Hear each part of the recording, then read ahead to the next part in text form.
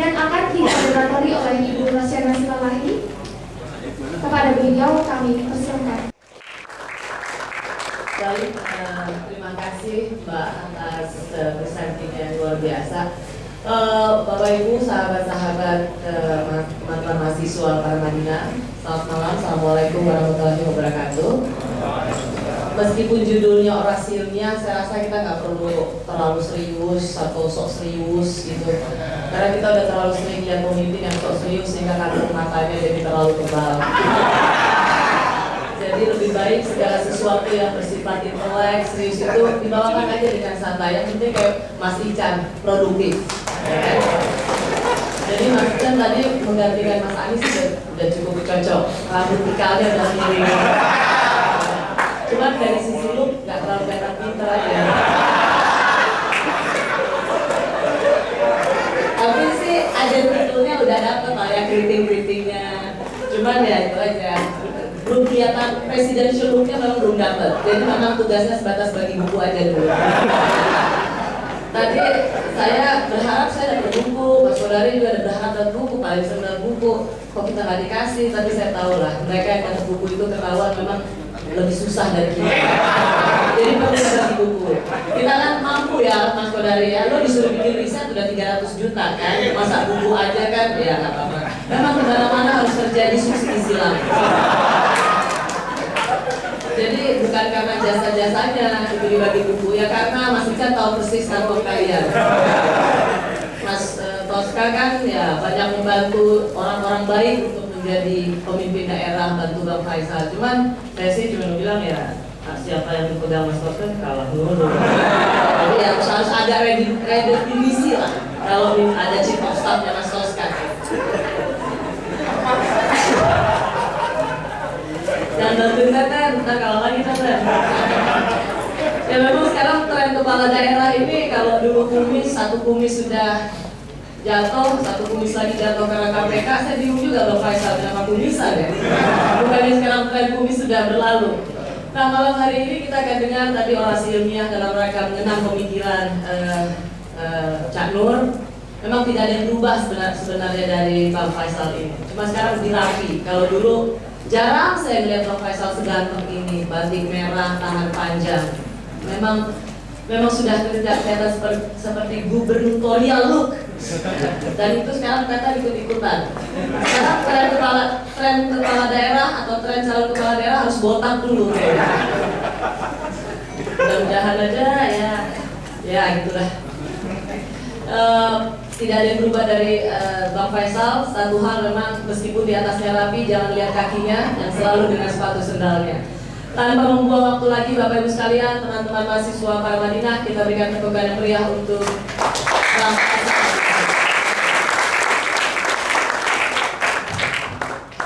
Boleh di sini aja, kan santai. Iya. Terima kasih Mbak Rosi, Bapak dan Ibu, teman-teman sekalian, Ketua Yayasan Wakaf Paramadina, Mas Didi, dan seluruh sivitas akademika dan alumni sekalian. Assalamualaikum warahmatullahi wabarakatuh.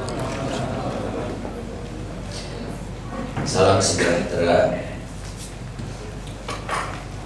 Judul ini dipilih setelah kita berdiskusi, saya, Mas Isan dan beberapa teman lagi, dilandasi oleh semacam keresahan gitu. Ada sesuatu yang menimbulkan makin banyak anomali. Di satu pihak kita dipuji-puji di luar, tapi rasa kepuasan di dalam itu kok kian hari kian terkikis. Kemudian sebetulnya ini pemikiran ini dilandasi oleh tulisan saya sebelumnya yang ada di buku yang baru diberikan oleh Mas Ihsan terkait dengan kita bernegara ini sebetulnya kan baru dalam proses, istilah channelnya in making. Jadi banyak sekali yang sebetulnya belum hadir, yang menjadikan kita punya pijakan, punya arah gitu, kemana kita pergi mencapai cita-cita itu.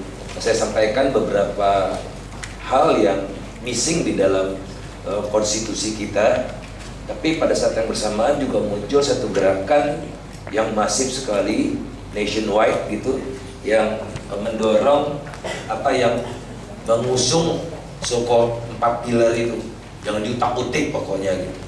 Jadi ada semacam semacam di satu sisi greget untuk perubahan, sumpah gitu di tengah iklim bernegara yang tanpa ventilasi. Di lain pihak ada yang ingin mempertahankan yang ada sekarang yang nyata-nyata tidak jelas gitu. Nah ini yang mengilhami saya juga untuk ayo kita cari konsensus baru. Tadinya sih mau kontrak sosial baru gitu, tapi kata Mas Isan kejauhan itu nanti ke Rousseau gitu. Enggak timely. Nah, perkenankan saya oleh karena itu untuk menyampaikan ini sebetulnya belum selesai. Saya udah berjuang semaksimal mungkin gitu. Ada yang masih ganjel, dan sebelum nanti diserahkan kepada para calon penanggap, saya ingin diperbaiki dulu lah.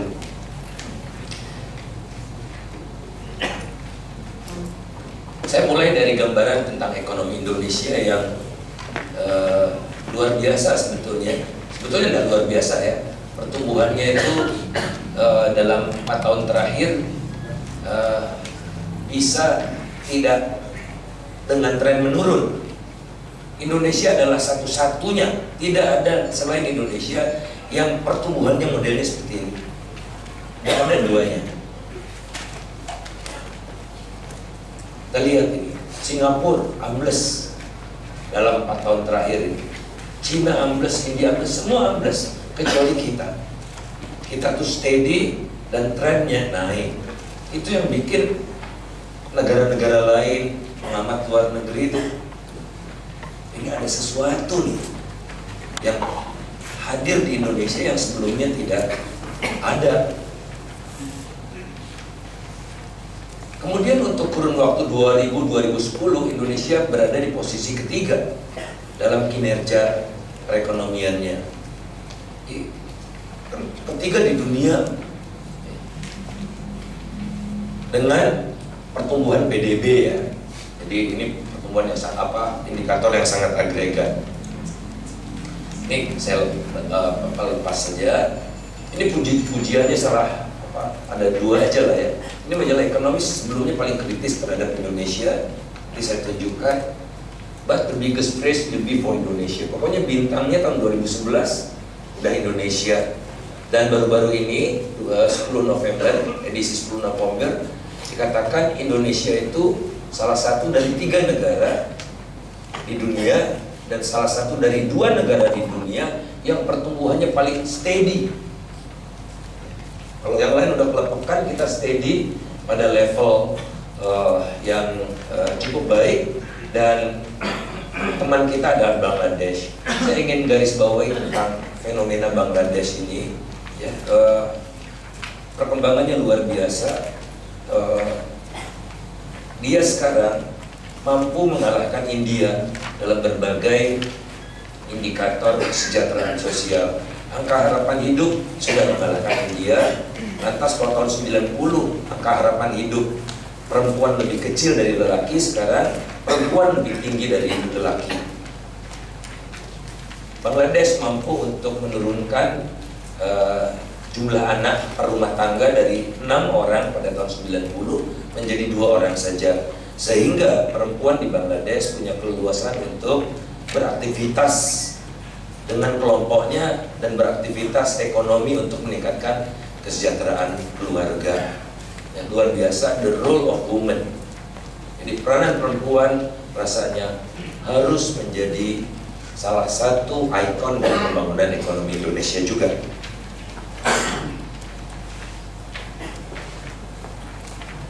Trigger Indonesia menjadi seperti itu 2009. Bayangkan sebelum 2009 orang memicingkan mata tentang Indonesia ini. Majalah ekonomis yang tadi muji-muji tahun 2008 itu memperkirakan ekonomi kita mengalami kontraksi minus 1,3%. Sebulan berikutnya diturunkan lagi jadi minus 1,4%. Minus. Tapi menggeliat ekonomi Indonesia itu dengan kekuatan internalnya, ya, dia koreksi terus setiap bulan, dia koreksi itu hampir setiap bulan dia koreksi, akhirnya 4,6. Memang kenyataannya pada tahun 2009 pertumbuhan ekonomi Indonesia 4,6. Hanya 3 negara di dunia yang pertumbuhan ekonominya positif, China dan India, 2 negara lainnya itu. Kemudian tahun 2010 diproyeksikan kita cuma tumbuh 0, kenyataannya kemudian dia koreksi lagi 5,5, kenyataannya di atas 5,5.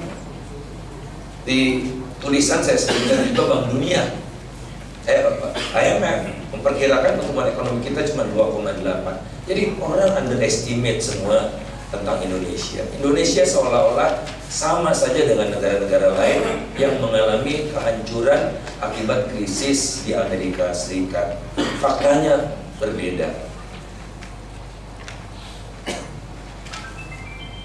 Setelah itu, Indonesia masuk ke dalam radar screen dari investor asing. Dulu Indonesia tidak ada di dalam jajaran sini, tidak ada, selalu di luar. Tapi dulu maksudnya setelah krisis, sebelum krisis tahun 80-an, 90-an, kita juga bagus di dalam radar screen mereka. Sekarang kita itu posisinya nomor 4 sebagai negara yang paling atraktif bagi perusahaan-perusahaan asing. Dan mereka telah berencana untuk invest di Indonesia sebagai tujuan paling menarik nomor 4. Meningkat dibandingkan dengan laporan tahun sebelumnya yang Indonesia berada di posisi ke-6. Triggernya 2009. Kearney FDI Confidence Index, saya selalu tidak puas dengan satu sumber. Saya cari Kearney ini perusahaan konsultan dunia, itu menempatkan Indonesia pada posisi nomor 9 dari nomor 19, jadi naik 10 peringkat. Dan kalau kita lihat, kita keluarkan Jerman, Australia, Inggris, itu kan bukan kompetitor Indonesia, maka Indonesia juga nomor 4. Jadi konsisten. Maka datanglah investasi-investasi asing itu ke Indonesia, selain investasi dari dalam negeri sendiri yang juga meningkat. Ini mirip kondisinya dengan Indonesia tahun 90-an sebelum krisis. Tapi ini hanya Jepang saja, Indonesia itu posisinya ketiga. Tapi setelah itu kan merosot terus sampai terendah nomor 9, walaupun belakangan ini sudah gradually membaik. Sehingga kalau kita lihat peranan investasi asing terhadap PDB itu jumlahnya sudah mencapai 20,5% tahun 2011. Apakah ini besar? Ya tidak juga kalau dibandingkan dengan Thailand 40%, Malaysia 41%, Kamboja 50 sekian persen, Vietnam 60 sekian persen. Jadi nggak besar-besar amat. Dilihat dari perspektif ini dan ditambah dengan ini, jadi ini pembentukan modal nasional asing itu kontribusinya berapa? Indonesia itu nomor 7%. Jadi tidak besar-besar amat. Jadi kalau dilihat dari segi ini, sebetulnya jauh api dari panggang kalau dikatakan Indonesia itu dijajah oleh asing. Nah ini juga konsensus pertama yang ingin saya ajak teman-teman untuk memikirkannya. What is the role of foreign investment? Apakah terusik kebangsaan kita dengan posisi asing sebesar ini yang menurut saya tidak ada apa-apanya dibandingkan dengan Bolivia sekalipun. Bolivia kan sangat anti asing, diusir-usir asing, tapi kalau kita lihat peranannya masih 31,6%. Venezuela itu, ya, Venezuela, mana Venezuela?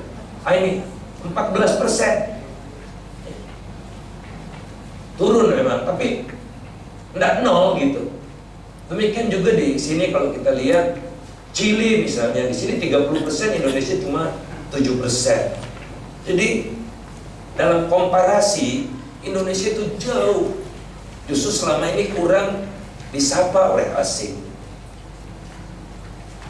Betul ada fenomena Freeport dan sebagainya, tapi secara keseluruhan asing itu tidak pernah penting buat kita. Karena Orde Baru selama mereka berkuasa tidak mengetengahkan atau tidak memandang penting investasi asing, lebih memandang utang luar negeri. Jadi pilihan strateginya utang luar negeri ketimbang asing. Kalau China FDI, penanam modal asing ketimbang utang luar negeri. Jadi matter of pilihan. Jadi bayangkan di masa-masa yang lalu Indonesia relatif kecil peranannya. Jadi asing tidak pernah mendominasi ekonomi Indonesia dalam hal investasi. Ini saya lewati saja lah yang macam-macam ya. Inflasi membaik, semua membaik, ini pokoknya membaik semua deh. Membaik yang menolong kita ke arah semakin cantik di mata luar negeri itu. Karena bagaimanapun ekonomi suatu negara akan sehat perlu prasyarat, dan prasyaratnya itu adalah inflasi, suku bunga, dan nilai tukar. Nah, nilai tukar sekalipun merosot, asing tidak khawatir. Kemerosotan nilai tukar kita ini nggak pernah selama ini loh. Hari ini saya nggak tahu berapa, tapi kemarin 96, 50-an loh. Makin kencang turunnya itu. Ini sebetulnya nggak betul. Gimana bahasa Indonesia? Sebetulnya ini pemaparan yang salah, penampilan yang salah. Ini saya tidak menghitung nilai rupiah. Ini menghitung nilai dolar dalam rupiah. Karena dulu 1 dolar berapa? 8.000 rupiah, 1 dolar 10.000 rupiah. Harusnya di sini itu dolar, 1 rupiah berapa dolar? Iya kan? Nah, tapi kan kalau saya pakai 1 rupiah berapa dolar, di sininya 0,000 gitu. Makanya akan diredenominasi rupiah itu supaya nggak menyulitkan saya seperti ini. Bukan karena saya. Nah, saya ingin menggarisbawahi, ini juga kita butuh konsensus. Jadi konsensusnya nggak di belakangan. Dalam perjalanan pemaparan ini, saya akan sampaikan beberapa yang dibutuhkan konsensus ini. Rupiah melorot ini karena apa? Oke, karena pasokan dolarnya berkurang, cadangan devisa kita oleh karena itu turun. Kenapa cadangan devisa turun?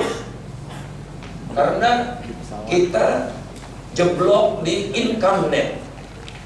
Income net ini adalah laba perusahaan asing yang dibawa pulang ke negara asalnya. Ini naik 15, 20, 26 gitu, naik kan 5, 5, 6 gitu. Apakah ini negatif? Sama sekali tidak. Ini menandakan berusaha di Indonesia untungnya banyak, atraktif, wajar kalau sebagian keuntungannya mereka bawa pulang. Jadi ini bukan faktor negatif. Kemudian, apakah Indonesia ditinggalkan oleh asing? Terjadi capital flight, pelarian modal. Ternyata tidak juga. Pelarian modal, lihat dari sini, boro-boro lari, datang banyak ke Indonesia. Salah satu-satunya terjadi pelarian modal atau modal keluar dari Indonesia ada pada triwulan ketiga 2011. Selebihnya positif semua. Jadi Indonesia tidak ditinggal oleh investor asing, investor portfolio di pasar saham atau di pasar keuangan lainnya. Direct investment mengalir terus. Jadi bukan karena asing menjauh dari Indonesia. Apalagi dong? Impor yang naiknya gila-gilaan. Dari 88, 127, 166. Ekspornya juga naik sebetulnya, gitu kan? Tapi kenaikan importnya lebih dahsyat. Apa yang kita impor? Apakah orang Indonesia makin gandrung terhadap barang asing? Tidak. Apa kalau orang Indonesia makin banyak yang sekolah ke luar negeri dan buang-buang uang di luar negeri? Juga tidak. Jadi apa yang paling mendasar dari import yang naik ini adalah BBM. Kita import BBM-nya makin gila-gilaan. Ini neraca perdagangan BBM, jadi kita ekspor, import juga, defisitnya 8, 17, dan tahun 2012 ini sampai bulan September udah 15. Jadi hampir pasti menembus tahun sebelumnya. Ini ekspor minus import. Oke, kalau saya lihat importnya lebih gila lagi. Import BBM itu naik dari 3, 5, 10, 12, 20. Kemudian 28. Jadi import BBM kita tahun lalu 28 miliar US dollar. Kalau tadi keuntungan asing kan cuma berapa? Dan tahun ini sampai bulan Oktober import BBM kita sudah 23 miliar US dollar. Jadi kira-kira tahun ini keseluruhannya 30 miliar US dollar. Itulah yang menyebabkan rupiah berantakan. Karena import BBM, dan berapapun rakyat mengimpor dipenuhi sama pemerintah. Kuotanya kurang ditambah. 7 triliun keluarkan. 7 triliun harusnya dana yang dikeluarkan tahun depan diambil tahun ini ya untuk menyenangkan pengguna BBM bersubsidi. Maka bertobatlah teman-teman sekalian. BBM ini sudah merusak sendi-sendi kehidupan bernegara.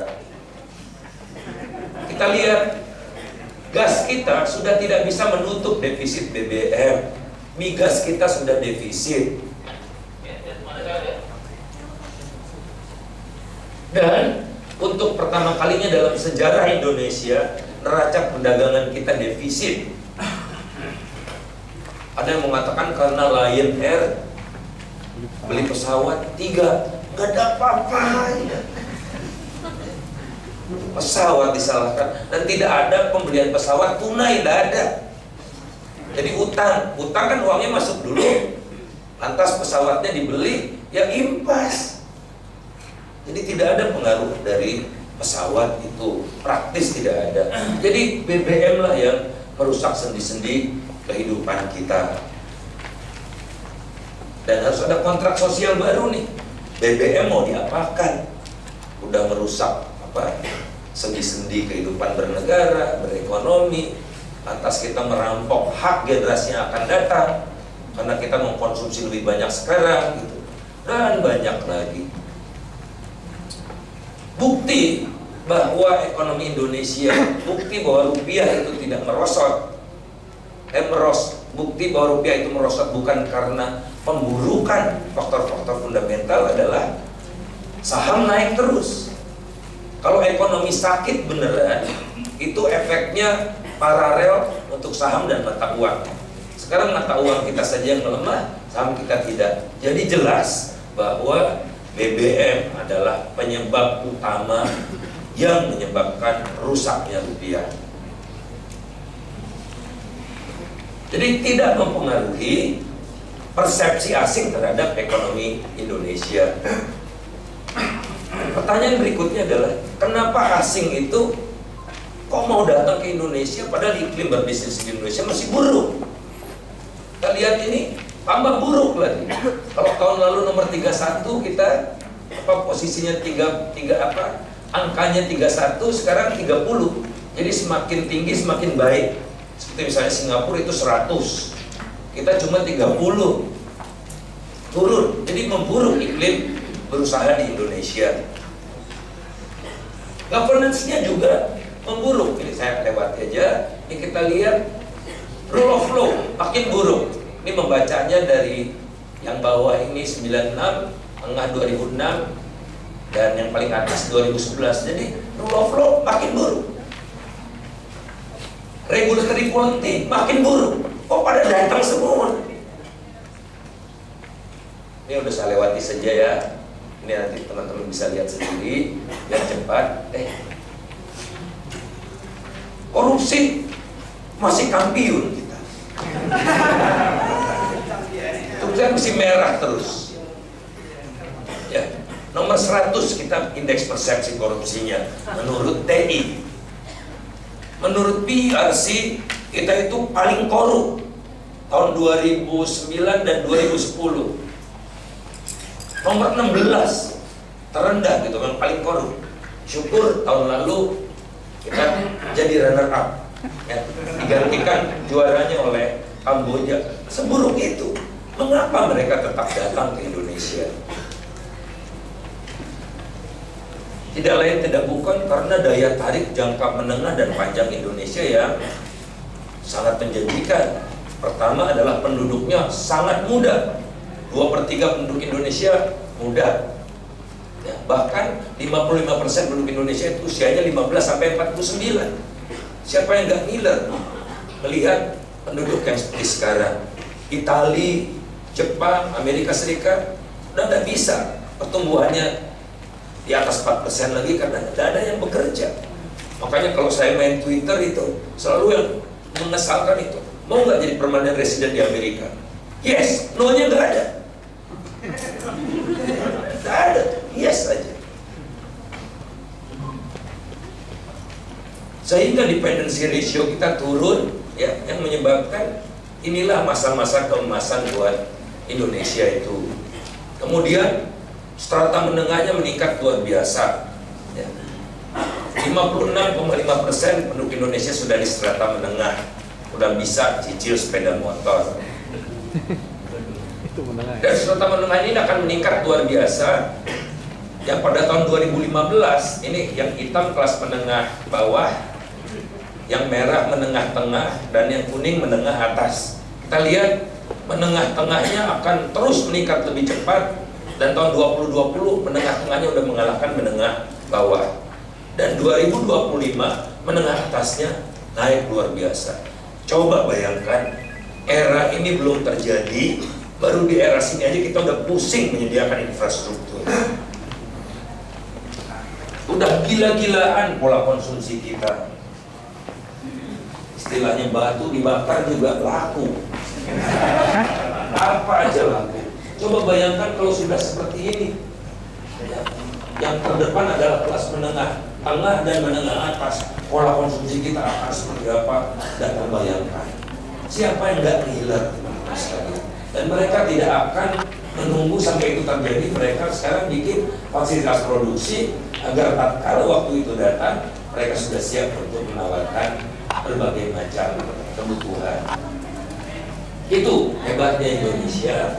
Tapi perkenankan saya pada bagian kedua ini ingin menunjukkan sisi-sisi gelapnya. Tadi juga dialog dengan Pak Budiono di Kompas, Pak Bud mengatakan bahwa 6% bagus. Saya katakan, Pak, di belakang ini ada apa? Kebetulan saya dikasih kesempatan cukup lama, dan Pak Sri, Pak Lutfi juga menjelaskan di balik angka ada tangisan. Jadi Pak Budiono pulang dengan pilu tadi. Bayangkan teman-teman sekalian, yang menyebabkan kita tumbuh seperti itu karena kita semakin menggasak kekayaan alam kita dan lingkungan kita makin rusak. Sudah gitu hasilnya pun jelek. Bayangkan kita punya tanah vulkanik subur, ada 100 juta hektar, diantaranya secara biofisik sangat cocok untuk pertanian, lautannya luas, dan pantai nomor 4 terpanjang di dunia, dan segala macam yang bisa dilihat satu persatu. Nyatanya pembangunan yang hebat di mata orang asing itu, orang asingnya nggak melihat bahwa kita makin rapuh pangannya. Sejak tahun 2007 kita defisit untuk pangan. Untuk urusan perut kita makin mengandalkan pada luar negeri.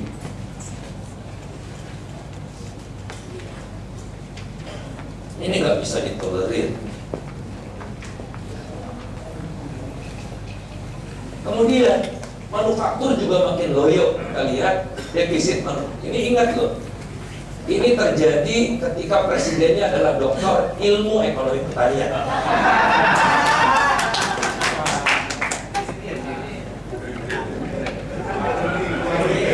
Manufaktur pun kita sudah defisit. Jadi perdagangan manufaktur kita lebih banyak impor daripada ekspor sejak tahun 2008.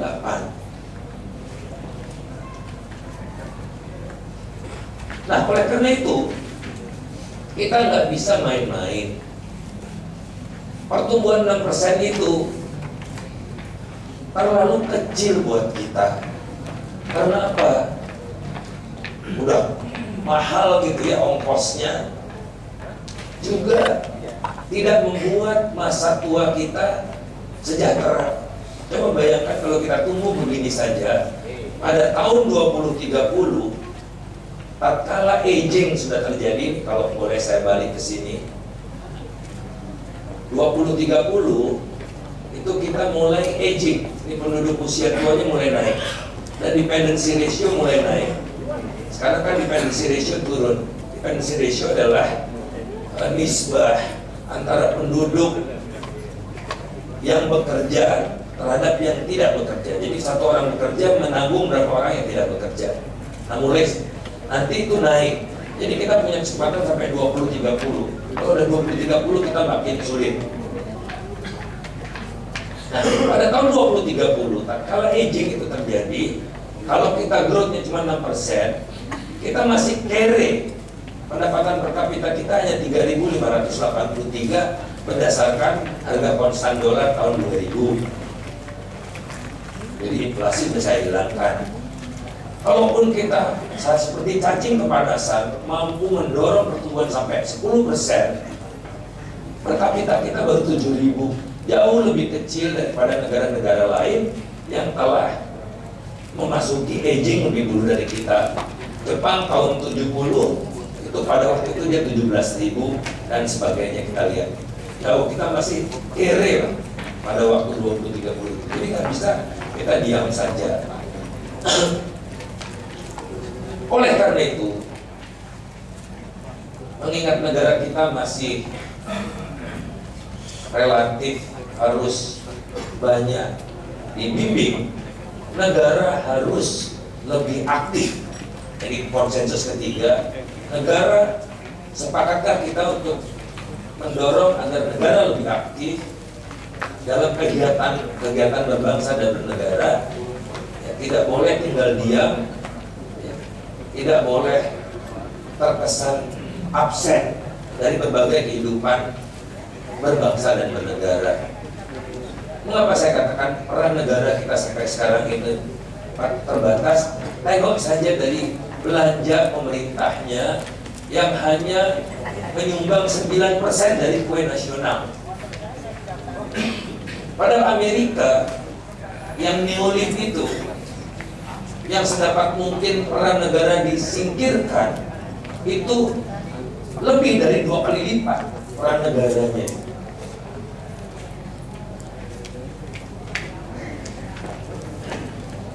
Jadi kita lebih neolib dari Amerika sebetulnya dalam kaitannya dengan peran negara yang sangat minimum, sehingga kehadirannya kita tidak rasakan. Kalau ada salah satu kaum di negeri ini yang ditindas, polisi tidak hadir. Kalau ada kebakaran, pemadam kebakarannya datang setelah semua hangus. Orang sakit antri tidak dapat UGD, tidak hadir negara. Oke, masa Faisal bandingkannya sama Amerika? Oke nih, bandingkan dengan serenceng negara itu. Mulai dari Kuba, Swedia, Afrika Selatan, Rusia, semua deh. Indonesia itu kelihatan hanya kecil 8,7%. Ini tahunnya, tadi kan angkanya berbeda 9, ya 8,7, kan datanya tahunnya berbeda. Indonesia itu hanya lebih baik dari Vietnam, Bangladesh, dan Kamboja. Makanya jangan harapkan negara hadir tatkala warga negaranya membutuhkan. Pelayanannya pun ala kadarnya. Ini definisinya ada semua, ya bisa dilihat nanti. Jadi siapa yang menggerakkan ekonomi ini sampai tumbuh 6%? Ya kita semua yang tidak pernah capek-capeknya, tidak pernah lelah-lelahnya belanja terus. Ini kita lihat pertumbuhannya tuh 4,6, 4,7, 4,9, 5,2, 5,7. Belanja dan belanjanya makin gila-gilaan. 5,7% pertumbuhannya, peranannya 54%. Jadi 54% kali 5,7, sudah 3,2 ya, 3,2%. Kemudian yang kedua, swasta, investasi growth-nya 10%, peranannya di dalam ekonomi 32. Jadi 3,2 juga kan? 3,2 kali 3,2, 6,4. Loh kok growth-nya cuma 6,2? Maksudnya kan 6,4. Pemerintahnya membre di minus. Kalau pemerintahnya perform bagus lah, ala kadarnya aja, itu growth kita 6,5, bukan 6,2 seperti sekarang, lebih fenomenal lagi. Jadi lagi-lagi negara loyo itu dalam melayani masyarakat. Kemudian negara juga wajib untuk menghadirkan jasa dan barang-barang publik seperti jalan raya, supaya tidak semua jalan tol, pelabuhan, bandara, dan sebagainya. Irigasi, itu namanya public investment. Public investment kita cuma 3% dari PDB. Apa yang bisa dilakukan 3%? Padahal infrastruktur yang ada kan terkikis nilainya kan. Ada penyusutan lebih besar daripada investasi baru, sehingga akumulasi modal infrastruktur itu sebetulnya turun, sehingga tidak bisa maksimal menopang pembangunan ekonomi. Sudah dananya kecil buat pemerintah, makanya nggak bener. Kan APBN itu kecil, tadi tunjukkan pemakaiannya tidak bertanggung jawab. Paling banyak buat subsidi BBM. Nomor 2, oke ini sih bukan karena saya pegawai negeri tapi udah pensiun sih. Ini belanja pegawai, ini belanja barang, yang kuning belanja modal. Kalah semua sama subsidi BBM. Tapi yang sangat menyayat hati adalah bantuan sosial yang turun. Teman-teman sekalian, saya penasaran di Amerika itu gimana sih APBN-nya? Tahun 2012 itu kira-kira 2.000 triliunan, 2.000 triliun dolar untuk income benefit. Income benefit untuk orang yang miskin dikasih, ditransfer. Income benefit, unemployment benefit, dan Medicare itu jumlahnya 82% dari APBN. Sosialistik banget Amerika ini. China yang saya ingat itu untuk, mungkin di makalah ada, untuk apa istilahnya, social security and employment benefit itu kira-kira 20% dari APBN-nya, dan naik terus setiap tahun rata-rata 20%. Kita baru-baru naik, turun nominalnya. Kurang jahat apa negara? Lebih jahat lagi kelihatan di sini. Dari total subsidi buat orang kaya kebanyakan itu 61% BBM. Tapi subsidi benih hanya 0,04%. Oleh karena itu jangan heran kalau indeks food security kita cuma 46,8. Rentan. Di bawah 50 itu rentan.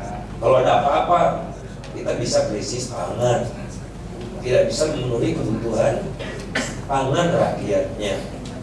Ya benih cuma 0,04%, tapi kita berani 61% untuk BBM. Tuh udah kecil alokasinya, nggak karu-karuan.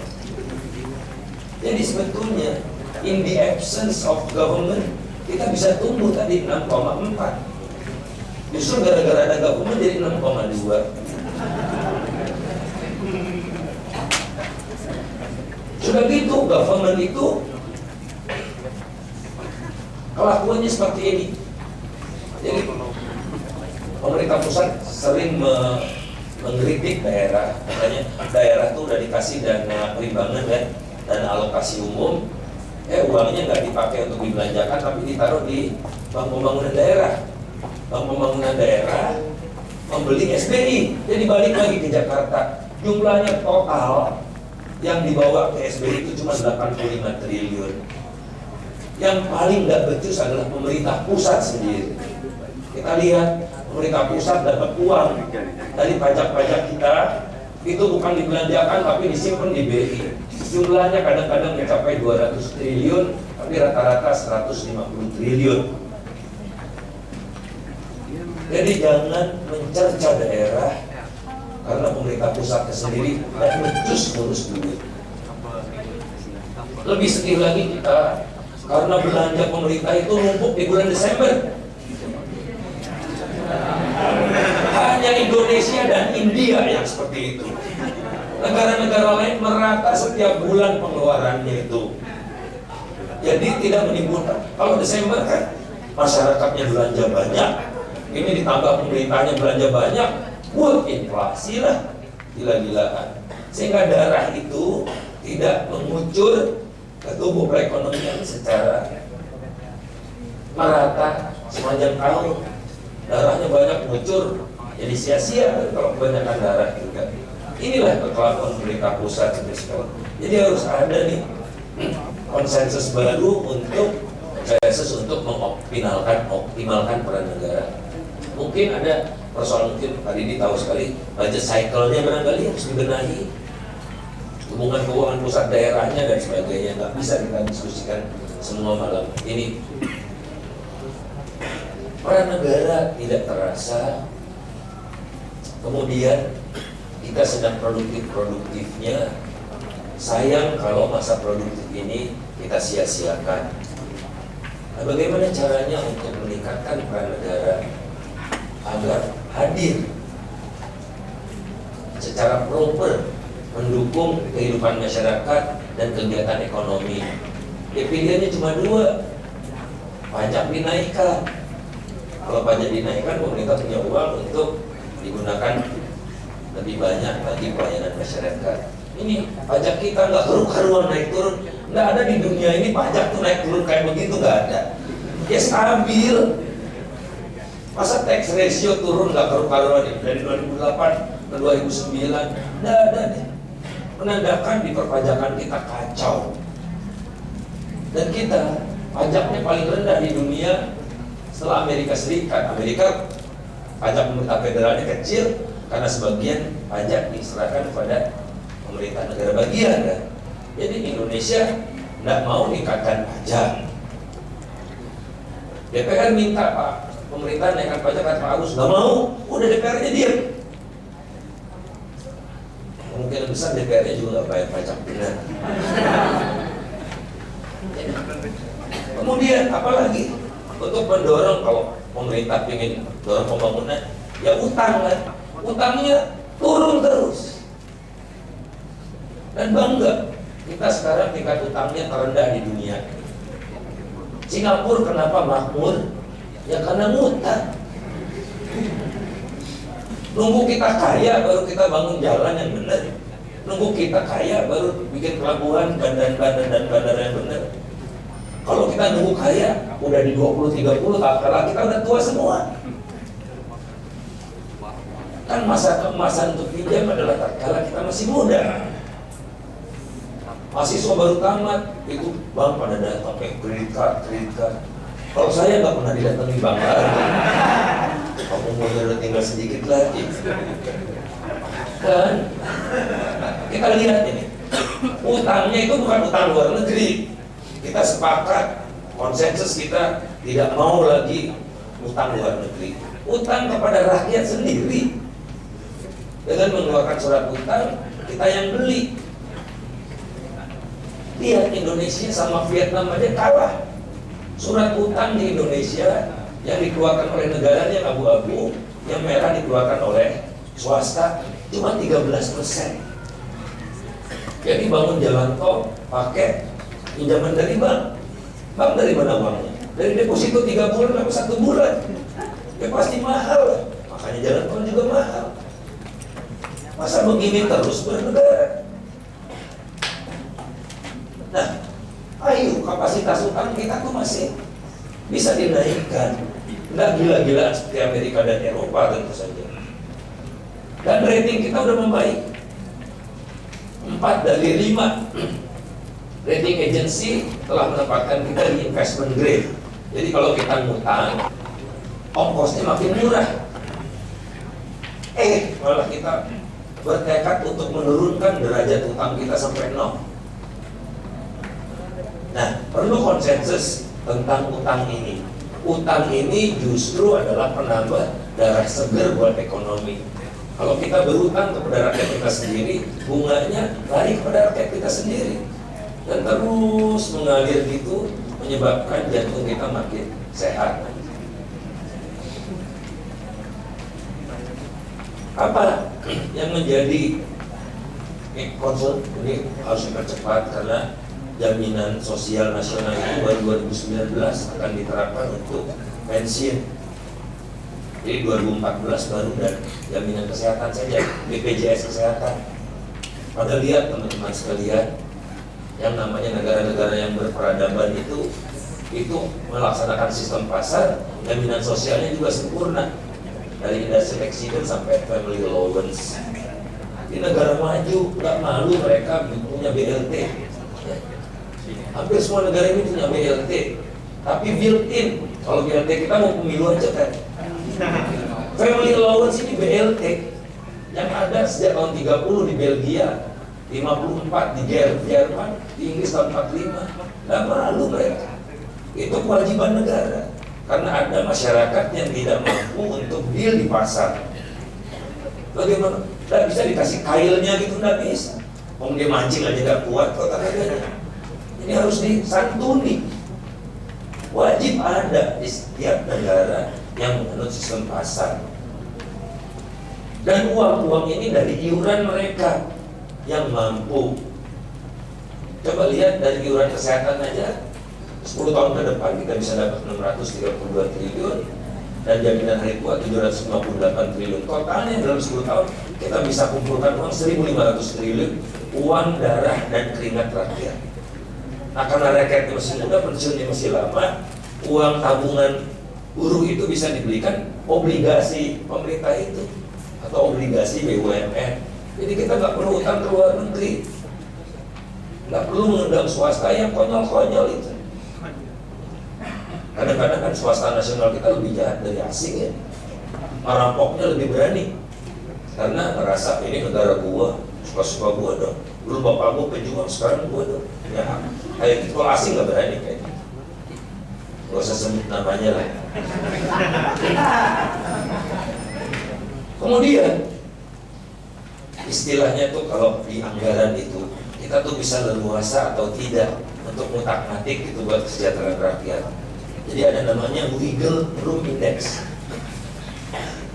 Indeks sampai seberapa jauh kita masih mampu bermanuver. Indonesia itu kemampuan bermanuvernya itu dari sini sampai sini tuh masih luas sekali. Ya. Terluas kedua setelah Saudi Arabia. Jadi kita banyak yang masih bisa kita lakukan dengan berutang, dengan naikkan pajak, macam-macam itu, efisiensi anggaran. Inggris, Mesir, India, kalau mau bermanuver pun ruang geraknya tinggal sedikit, segini. Jadi kita nggak manfaatkan, Insya Allah nggak ngerti kan. Tapi saya udah sampaikan lah, langsung tadi ke Wapres sekalipun. Saya lewati aja. Lewati deh ya biar cepat.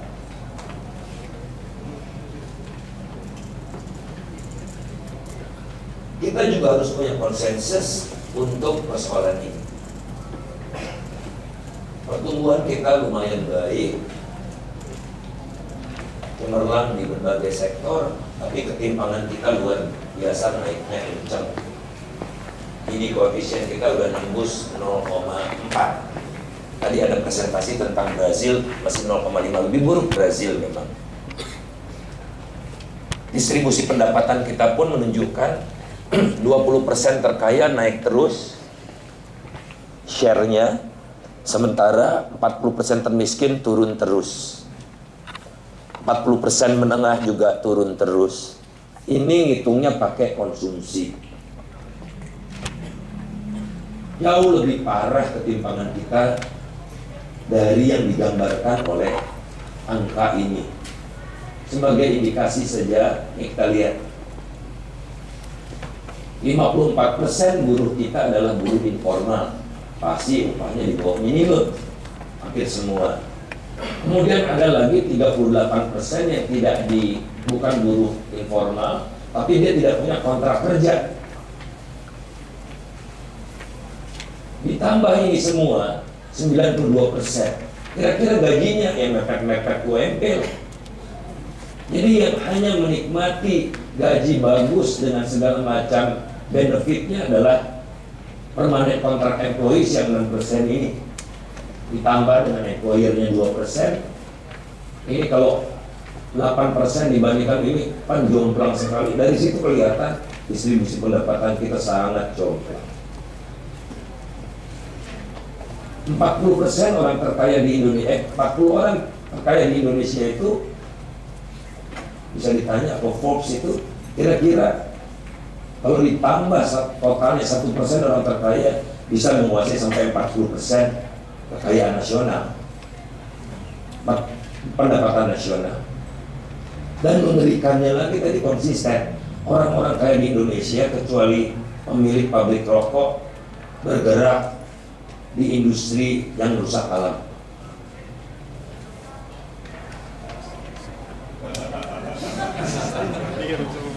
Batu bara, sawit, pokoknya yang ekstraktif. Beda sama di Amerika, pemenangnya kan pakai otak ya, Bill Gates gitu. Kalau kita istilahnya kasarnya, orang bodoh pun kalau dikasih konsesi alam bisa kaya. Mau kita biarkan begini terus, rasanya nggak bisa.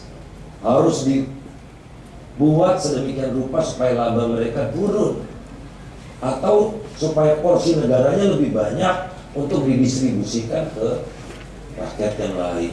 Dan tadi ditunjukkan di daerah-daerah yang kerusakan alamnya besar akibat eksploitasi sumber daya alam, kualitas hidup manusianya kacau. Jadi tidak menetes ke rakyat lokalnya. Sehingga angka kemiskinan yang ini, kita lihat turunnya lambat. Saya percaya bahwa orang miskin di Indonesia makin sedikit, ya, tapi penurunannya makin lambat. Dalam 12 tahun cuma turun dari 19 ke 12%, 7%. Terlalu kecil, terlalu lambat penurunan ini. Dan kita berada di negara ini, kemiskinan di East Asia rata-rata Indonesia di atas, tapi pakai 2%, $2. Kalau ini nasional, kemiskinan nasional ini. Ya, kalau kita komparasi dengan internasional, kemiskinan kita di atas rata-rata kawasan ini. Saya lewati saja. Mengapa ini terjadi, teman-teman sekalian? Menurut Acemoglu dan Robinson, karena selain kita ekonominya mengarah ke ekstraktif, tadi sudah saya tunjukkan, ekspor kita 2001 ekstraktifnya udah belum, lupa. Saya cek dulu. Oh, belum. Jadi selama ini kita menyerahkan kepada pasar. Negara sebodohnya mau ekspor ekstraktif, mau petik jual, mau tebang jual, silakan. Nggak usah diolah dalam negeri, ya silakan, suka-suka deh. Lihat market signal aja. Nah, market signal itu menunjukkan bahwa kita makin terbelakang. Coba saya cek dulu. Lebih banyak ini. Mana? Masalah.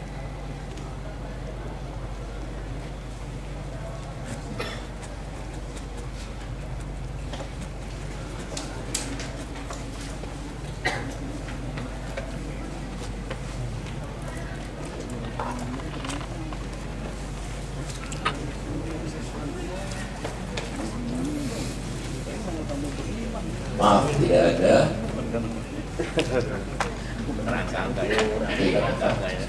Jadi sekedar saya ingin tunjukkan saja bahwa pada tahun 2001 ekspor kita itu yang berupa komoditi kira-kira 40%. Kalau negara itu makin maju, dia mengolah dulu komoditinya menjadi produk-produk industri kan. Tapi bukannya turun, justru pada tahun 2011 ekspor komoditi kita naik jadi 65%. Jadi terjadi ekstraktifikasi di dalam ekspor. Jadi struktur ekspor kita mirip dengan struktur ekspor dengan penjajahan. Ditambah dengan extractive economic institutions yang dicirikan oleh lack of law and order. Coba bayangkan, di Kalimantan Timur luas wilayahnya itu 19,9 juta hektar. Tapi konsesi yang diberikan oleh negara untuk tambang, HPH, dan perkebunan itu 22 juta hektar. Jadi konsesi yang diberikan lebih banyak dan lebih tinggi daripada luas daerahnya. Jadi rumah orang pun udah dikasih konsesinya ke orang lain. Itu lack law and order, insecure property right. Makanya industri buku tidak berkembang di Indonesia. Laku dikit dibaca. Hanya kiri-kiri profesor dan dosen seperti saya. Bukunya katanya box office, tapi katanya cuma tercetak 2.000 gitu-gitu. Pembayaran installment pertama aja udah, kemudian ada lagi. Jadi property rate ada. Entry barriers dan regulation preventing functioning of market and creating an unlevel playing field. Jadi semakin monopolistik. Jadi kian hari industri kita itu semakin terkonsentrasi. Makin mampu pengusaha itu menentukan harga sesuka mereka. Inilah yang disebut extractive economic institutions. Beriringan dengan extractive political institutions yang dicirikan oleh terkonsentrasinya kekuasaan di tangan segelintir orang.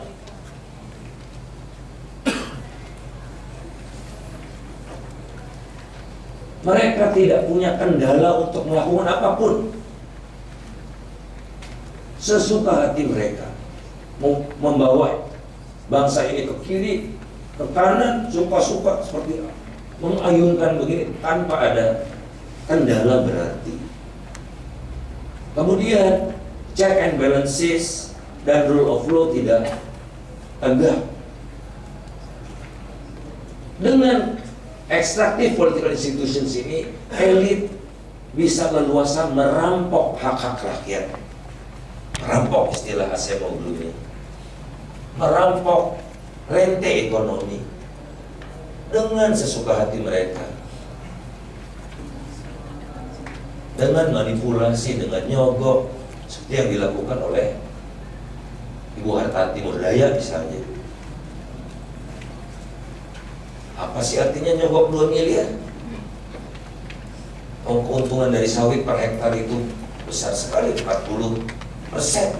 Di mana ada usaha di dunia ini yang labanya 40% kan nggak ada, kecuali di sawit. Nah sudah tahu begitu ya harusnya kan negara mengubah sistem insentif agar pengusaha itu mau mengolah lebih jauh, tidak berhenti di sana saja. Ini yang menjadi masalah teman-teman sekalian. Oleh karena itu kita harus punya konsensus baru untuk mengembangkan institusi kita yang memungkinkan para politisi itu tidak punya kemampuan manuver yang luar biasa lebarnya. Intinya itu. Karena kalau political institutions-nya masih seperti ini, mereka akan menghasilkan institusi-institusi politik, ekonomi dan sosial juga yang buruk. Jadi intinya menurut Acemoglu adalah di sini. Oleh karena itu, extractive economic institutions dan extractive political institutions harus ditransformasikan menjadi inklusif. Nah, kalau inklusif, political institutions-nya memungkinkan partisipasi luas masyarakat, placing constraint and checks on politicians. Kalau sekarang coba anggota DPR meres-meres, terus dibentuk Dewan Kehormatan, temannya sendiri, mau hukum nggak kira-kira? Ya nggak bakal hukum lah.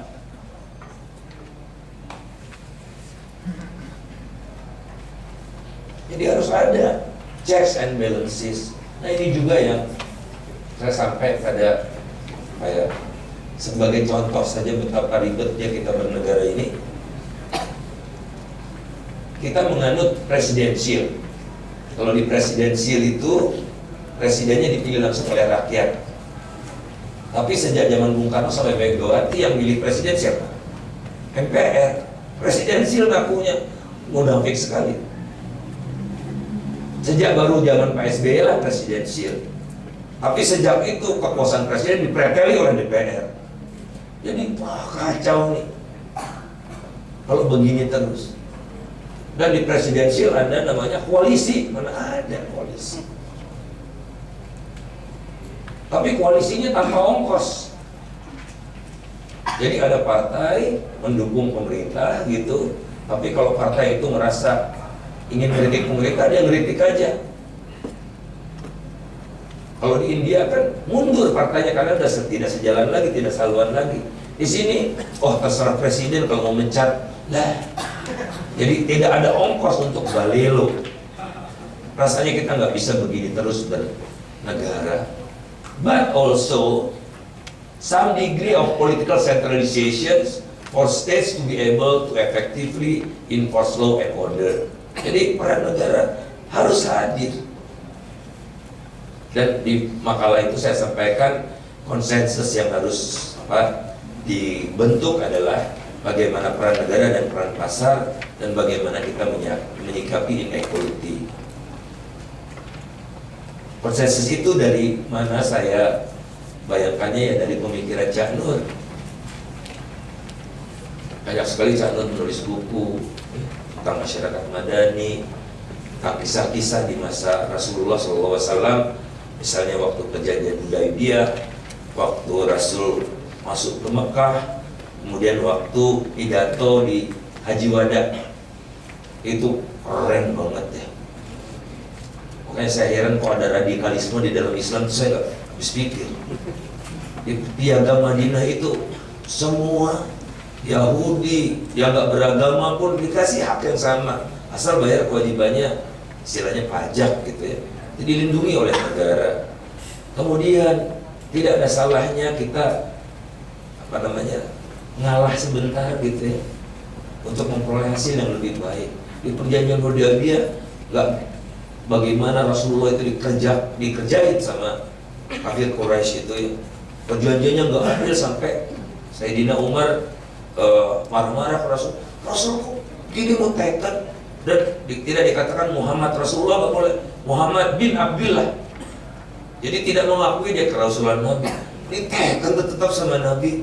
Tapi itulah awal kemenangan. Dan Rasul tidak dendam waktu masuk ke Mekah untuk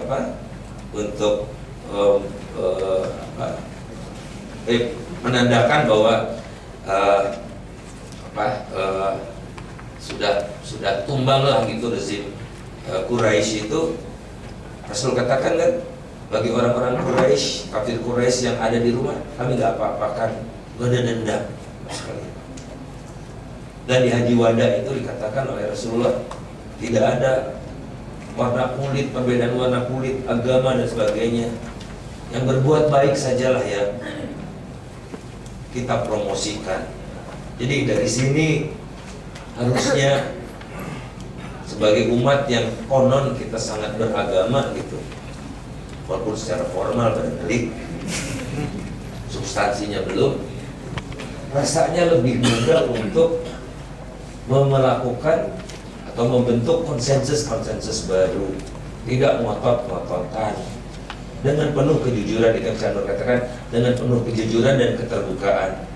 Kalau kita jujur dan terbuka, insya Allah tersibakan dan terjadi konvergensi yang membuat cara pandang kita akan banyak masalah ini tidak terlalu bertolak belakang, yang membawa kita kepada perubahan yang semakin cepat. Terima kasih.